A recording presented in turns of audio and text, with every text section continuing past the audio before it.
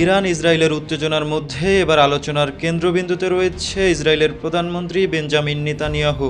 TV চ্যানেলে দেওয়া তার সাক্ষাৎকারের একটি ভিডিও ক্লিপ সম্প্রতি ভাইরাল হয়েছে, যেখানে তিনি দাবি করছেন ইরানে হামলা চলছে আর পরবর্তী লক্ষ্য হতে পারে পাকিস্তান, তাও ভারতের সহযোগিতায়।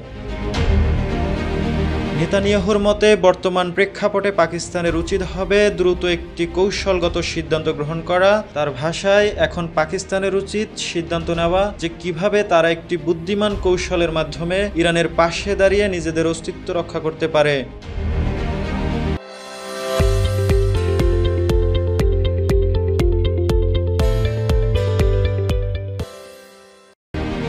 ইসলামাবাদ ভিত্তিক নিরাপত্তা বিশ্লেষক এহসানুল্লাহ টিপু মনে করিয়ে দেন, অতীতে পাকিস্তানের আঞ্চলিক যুদ্ধে প্রায় যুক্তরাষ্ট্রের পক্ষে অবস্থান নিয়েছে পাকিস্তান, তবে এবার পরিস্থিতি আলাদা। সংখ্যাগরিষ্ঠ সুন্নি হলেও পাকিস্তানের প্রায় 25 কোটি জনসংখ্যার মধ্যে 15% শিয়া। তার মতে, পাকিস্তান আগে থেকেই সাম্প্রদায়িক উত্তেজনার শিকার। শিয়া অধ্যুষিত ইরানের বিরুদ্ধে প্রকাশ্যে সামরিক অবস্থান নিলে তা দেশীয়ভাবে বিপজ্জনক প্রতিক্রিয়া ডেকে আনতে পারে।